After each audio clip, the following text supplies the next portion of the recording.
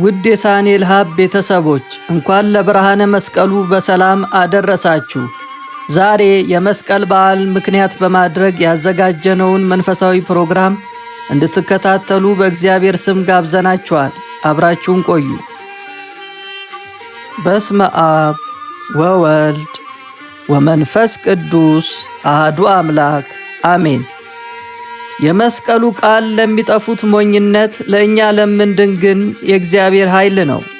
አንደኛ ቆሮንቶስ ምዕራፍ 1 ቁጥር 18። ይህ ጥቅስ የሚያመለክተው መስቀል ኃይላችን፣ ጉልበታችን፣ መስቀል መድኃኒታችን፣ መመኪያችን፣ መስቀል መሪያችንና ምርኩዛችን መሆኑን ነው። በአጠቃላይ በዕለተ ዓርብ መከራን የተቀበለው የጌታችን መድኃኒታችን ኢየሱስ ክርስቶስ ሥጋው የተቆረሰበት ደሙ የፈሰሰበት መስቀል ዓለምን ከመርገመ ሥጋና ከመርገመ ነፍስ አድኗል።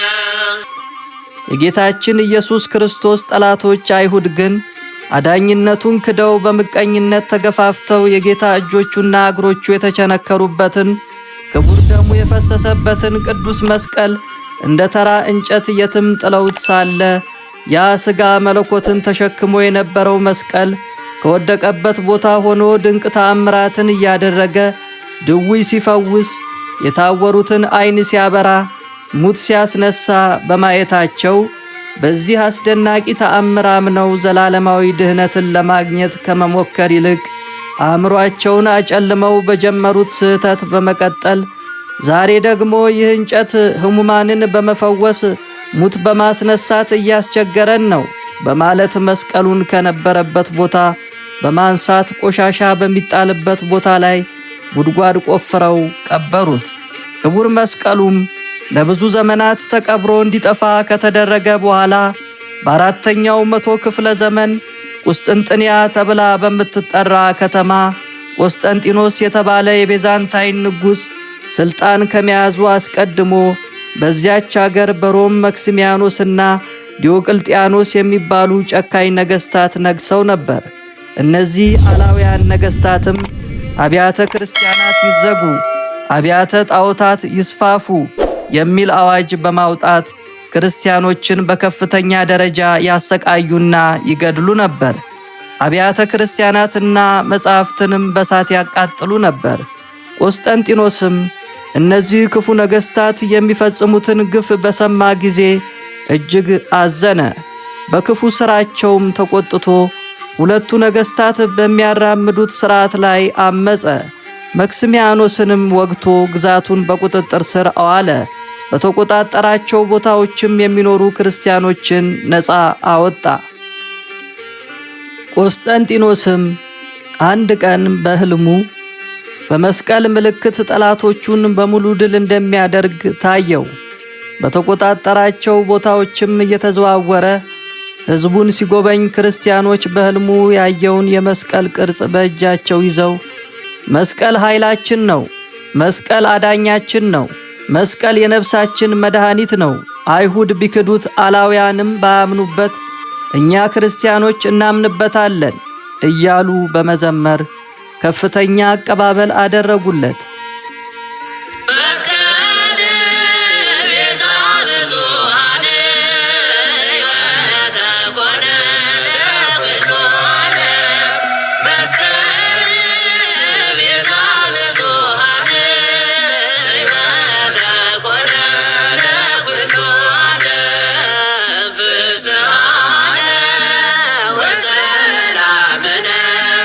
ለላመነ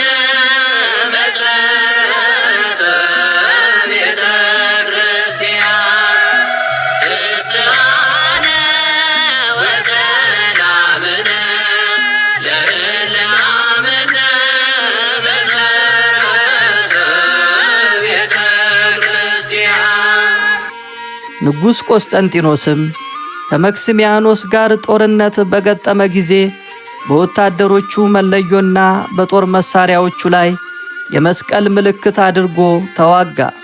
በብዙ ሺህ የሚቆጠር ሰራዊትና የጦር መሳሪያ የነበረውን መክስሚያኖስን በጥቂት ወታደሮች ድል አደረገ። ያገኘው ድልም ፍጹም ክርስቲያን እንዲሆን አስገደደው። ሶል ጴጥሮስ በተባሉ ሊቀ ጳጳስ ተጠምቆ ክርስቲያን ሆነ። በዚህም ምክንያት የመስቀሉን ምልክት በጦር መሳሪያውና በሰንደቅ ዓላማው በመሳል የሕይወቱ ዋስትናና የመንግሥቱ መለያ አርማ አደረገው። አላውያን ነገሥታት አብያተ ጣዖታት ይስፋፉ ብለው ያወጡትን አዋጅ ለውጦ አብያተ ክርስቲያናት ይከፈቱ በማለት አዋጅ በማስነገር የክርስትና ሃይማኖት የአገሩ ብሔራዊ ሃይማኖት እንዲሆን አደረገ። የመጀመሪያው የክርስቲያን ንጉሥም ተባለ። በዘመኑም 318ቱ የቤተ ክርስቲያን ሊቃውንት ብፁዓን አባቶች ኒቅያ በምትባል ከተማ ሲኖዶሳዊ ጉባኤ ሰርተው አርዮስን በማውገዝ ለይተው ሃይማኖትን አጸኑ። የክርስትናንም ሥርዓት ደነገጉ። የንጉሥ ቆስጠንጢኖስ እናት ንግሥት እሌኒም ቀደም ብላ ልጄ ክርስትና እምነት የተቀበለ እንደሆነ ወደ ቅድስት አገር ኢየሩሳሌም ሄጄ የፈራረሱትን አብያተ ክርስቲያናት አድሳለሁ፣ አዳዲስ አብያተ ክርስቲያናትንም እሰራለሁ፣ በክፋትና በምቀኝነት አይሁድ ያጠፉትን መስቀል አስፈልጋለሁ በማለት ተስላ ስለነበር እግዚአብሔርም ስለቷን ስለሰማት ልጇ ቆስጠንጢኖስ የክርስትና እምነት መቀበል ብቻ ሳይሆን ሃይማኖቱ የአገሪቱ ብሔራዊ ሃይማኖት እንዲሆን በማወጁም ተደስታ ወደ ቅድስት አገር ኢየሩሳሌም ለመሄድ ተነሳች። ልጇ ቆስጠንጢኖስም ለ40 ዓመታት በመክስሚያኖስና በዲዮቅልጥያኖስ ተዘግተው የፈራረሱትን አብያተ ክርስቲያናት እንዲታደሱና እንዲከፈቱ ካደረገ በኋላ የጌታችን ኢየሱስ ክርስቶስን ክቡር መስቀል ከተቀበረበት ቦታ አስቆፍራ ለማስወጣት ታስብ ነበርና ከእርሷ ጋር የተስማማ ዓላማ እንደነበረው ባወቀች ጊዜ ደስ አላት። ወደ ኢየሩሳሌምም ሄዳ መስቀሉ የተቀበረበትን ቦታ እንድትመረምር በአዋቂዎች እንድታስተምር ብዙ ገንዘብና ሰራዊት ሰጣት።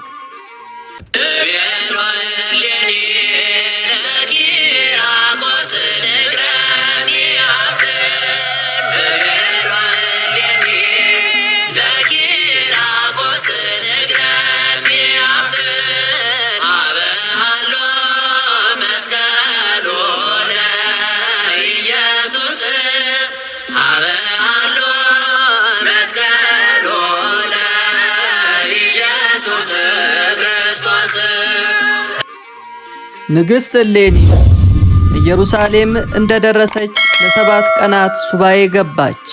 ይህንንም ያደረገችው እግዚአብሔር መስቀሉ የተቀበረበትን ቦታ እንዲገልጽላት ነው። ሱባኤውንም በጾም በጸሎት ከፈጸመች በኋላ የመስቀሉን ጠላቶች ሰብስባ የተቀበረበትን ቦታ እንዲጠቁሟት ጠየቀች። እነርሱ ግን መስቀሉ የተቀበረበትን ሊጠቁሟት ፈቃደኞች አልሆኑም።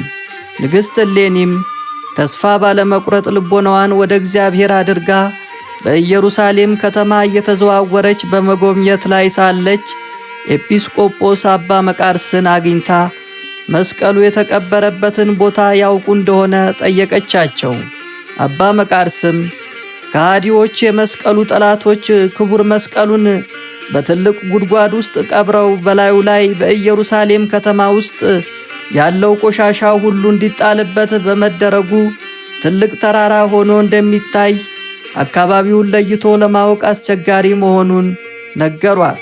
ዳግመኛም አንድ የዕድሜ ባለጸጋ ኪራኮስ የሚባሉ አዛውንት ወደ ንግሥት እሌኒ ቀርበው በአባቴ ጥንት እንደተነገረኝ መስቀሉ የተቀበረው ቀራንዮ በሚባል ቦታ ላይ ልዩ ስሙ ጎልጎታ ነው ሲባል ሰምቻለሁ በማለት ነገሯት። ንግሥት እሌኒም በጎልጎታ ተገኝታ አካባቢውን ብትመለከት የቆሻሻውን ክምር ተራራ አክሎ አየችው። ቦታውንም እንዴት አውቆ ለመቆፈር ይቻላል እያለች ስታስብ መልአኩ ቅዱስ ሚካኤል ሽማግሌ ሰው ተመስሎ መስቀሉ ያለበትን ቦታ የምታውቂው በዕጣን ጢስ ነው ብሏት ተሰወረ። ንግሥት እሌኒም በኢየሩሳሌም የሚኖሩት ሁሉ እንጨት እየያዙ እንዲመጡም ትእዛዝ አስተላለፈች። ትልቅ ደመራም አስደመረች። ዕለቱም መስከረም 16 ቀን ማታ በ321 ዓመተ ምህረት ነው። በደመራው እንጨት ውስጥ ብዙ ዕጣን ጨመረችበት። ደመራው ተለኮሰ። የዕጣኑ ጢስም ወደ ሰማይ ከፍ ብሎ ከወጣ በኋላ በታምራት ወደ መሬት ሰገደ። መስቀሉም ከተቀበረበት ቦታ ላይ ተተከለ።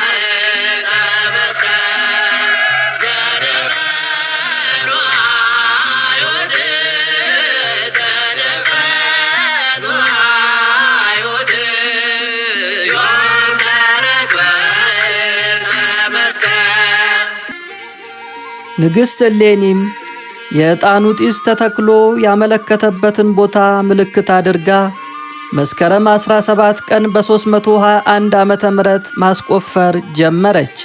የቦታውንም መገኘት ንጉሥ ቆስጠንጢኖስ በሰማ ጊዜ ለእናቱ ብዙ ወርቅ ላከላት። ንግሥቲቱም የቁፋሮ ቦታ በጣም አድካሚ ስለነበር በየቀኑ የሰሩበትን ሂሳብ ለቆፋሪዎቹ እንዲከፈላቸው ታደርግ ነበር።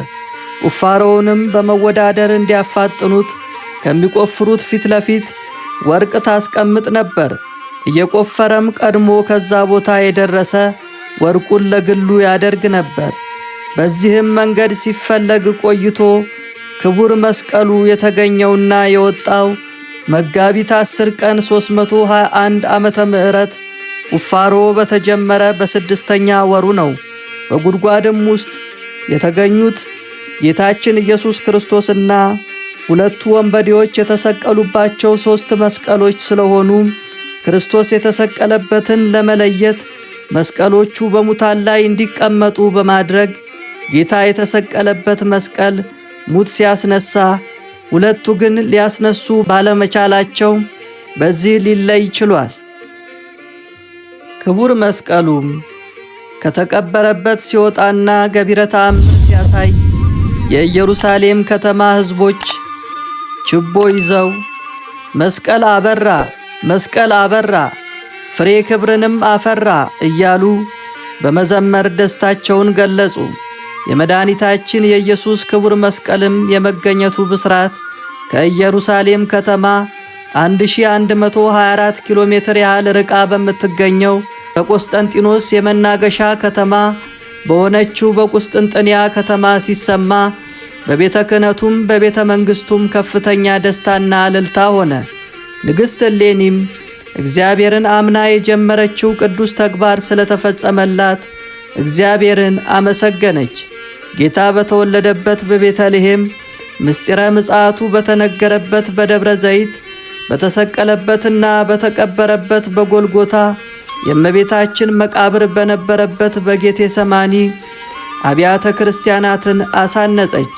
ንጉሥ ቆስጠንጢኖስም የመስቀሉን ቅዳሴ ቤት በዓል ለማክበር ወደ ቁስጥንጥንያ፣ ወደ አሌክሳንድሪያና ወደ አንጾኪያ ሊቃነ ጳጳሳት ኤጲስቆጶሳት የጥሪ መልእክት በማስተላለፍ ሊቃውንቱን አስከትለው ወደ ኢየሩሳሌም ተጉዘው መስከረም 16 ቀን 321 ዓመተ ምህረት እንዲከበር አደረጉ።